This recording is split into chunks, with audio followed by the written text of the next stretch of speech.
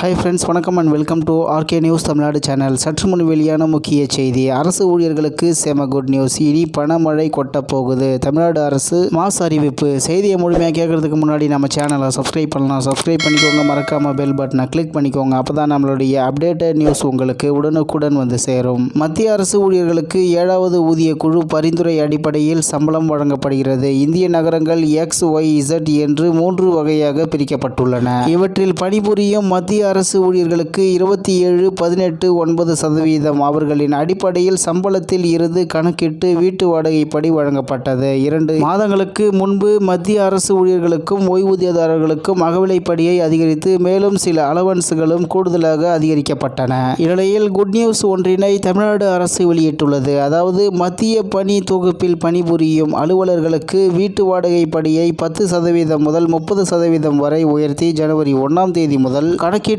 ரொக்கமாக வழங்க உத்தரவிடப்பட்டுள்ளது. தற்போது வீட்டு வாடகைப்படியை முறையே 30, 20, 10% என மத்திய அரசு உயர்த்தி ஆணையிட்டுள்ளது. அதன்படி தமிழக அரசின் மத்திய தொகுப்பில் பணிபுரியும் ஊழியர்களுக்கு வீட்டு வாடகைப்படியை உயர்த்தி கடந்த ஜனவரி 1 முதல் கணக்கிட்டு வழங்க தமிழ்நாடு அரசு உத்தரவிட்டுள்ளது. இது தொடர்பாக தமிழக அரசின் தலைமை செயலர் சிவ்தாஸ் மீனா சம்பந்தப்பட்ட துறைகளுக்கு கடிதம் அனுப்பியுள்ளார் என்பது குறிப்பிடத்தக்கது. இந்நிலையில் மத்திய அரசு ஊழியர்களுக்கு 7வது ஊதிய குழு பரிந்துரை அடிப்படையில் சம்பளம் வழங்கப்படுகிறது. இந்திய நகரங்கள் XYZ என்றும் 3 வகையாக பிரிக்கப்பட்டுள்ளன. இவற்றில் பணிபுரியும் மத்திய அரசு ஊழியர்களுக்கு 27.18% அவர்களின் அடிப்படை சம்பளத்தில் இருந்து கணக்கிட்டு வீட்டு வாடகைப்படி வழங்கப்பட்டது. மேலும் மத்திய பணி தொகுப்பில் பணிபுரியும் அலுவலர்களுக்கு வீட்டு வாடகைப்படியை 10% முதல் 30% வரை உயர்த்தி ஜனவரி 1ஆம் தேதி முதல் கணக்கிட்டு ரொக்கமாக வழங்க உத்தரவிடப்பட்டுள்ளது. இந்நிலையில் கடந்த ஜனவரி 1 முதல் கணக்கிட்டு வழங்க தமிழ்நாடு அரசு உத்தரவிட்டுள்ளது. இது தொடர்பாக தமிழக அரசின் தலைமை செயலர் சிவதாஸ் மீனா சம்பந்தப்பட்ட துறைகளுக்கு கடிதம் அனுப்பியுள்ளார் என்பது குறிப்பிடத்தக்கது.